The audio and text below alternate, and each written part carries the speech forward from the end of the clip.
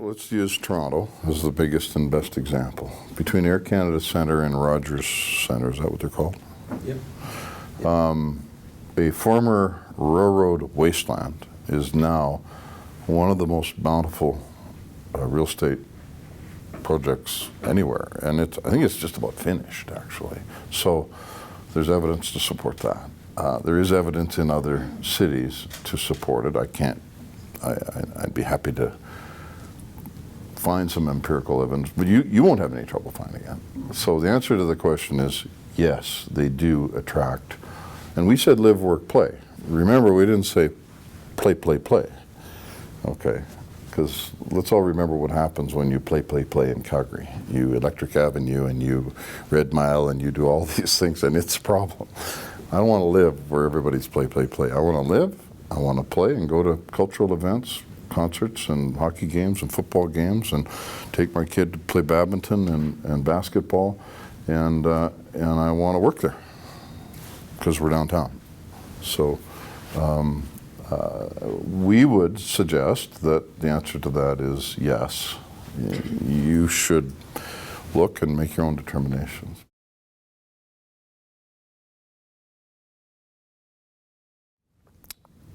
Almost always you'll have the greatest surplus of parking ever, because other than when we have our events, it's wide open. So for a vast amount of time, you're going to have more parking than you ever needed. So how much parking do we need? That has to be established and understood. Right now, it's 2,000 to 4,000. Let's use 2,000 to 4,000 as a range, right? 1,800 at McMahon, and we have 2,000 to 4,000. So there are statutory requirements. So we have zero interest in building an inefficient product whereby somebody says, well, I don't want to go there. So we're self-interested, right? We're not going to subordinate parking. Now, can we do a better job in Calgary than Philadelphia or Pittsburgh or wherever it is where you have acres of surface parking? I think we can. I think our city has evolved to the point where those people parking in those office towers downtown can leave their cars there and can get over there instead of getting in a car and driving 10 minutes and trying to find a place to park it. I think we have evolved, and I think we should encourage that. That's just green, and it's just thoughtful and intelligent and appropriate. If our city is full of LA drivers that can't go anywhere without their car, then maybe we won't be as successful as we want to be. But we're not subordinating parking.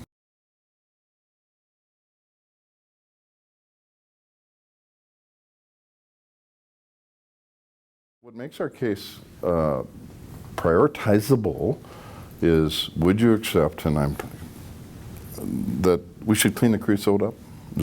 Don't you think we should? Oh, yeah. Okay, so that priority looks after itself.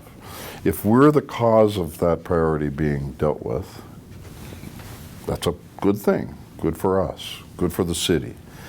Again, go back to the field house. If it's a choice between a cancer center and a field house, well, let's pick a cancer center every time.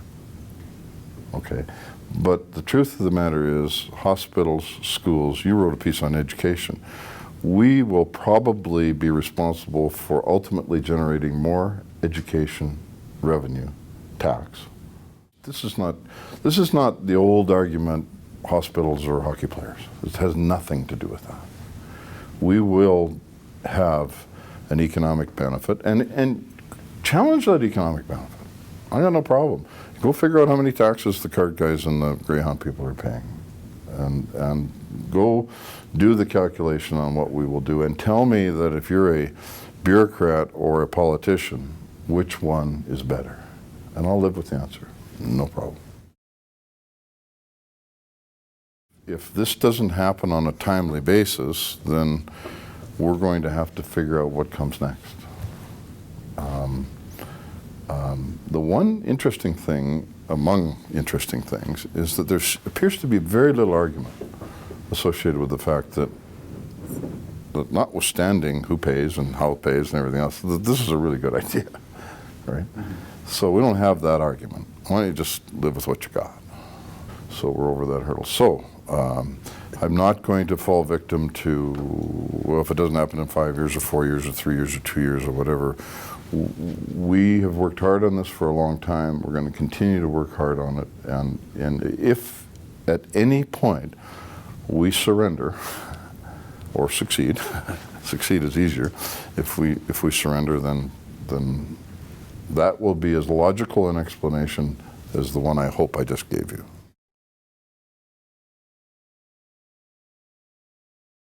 25%? 450 million.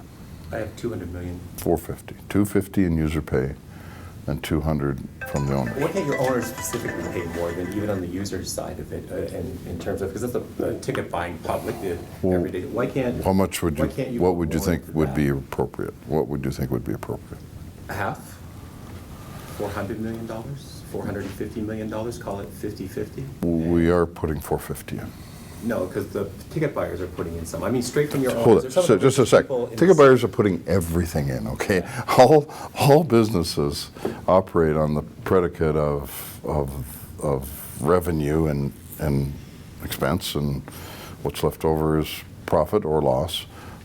So fundamentally, that check will come from Calgary Sports and Entertainment Corporation, and it's 450. It's not 200. It's 450. Okay. So you get 250. So every ticket that's ever been bought for the last 35 years has funded what we do, right?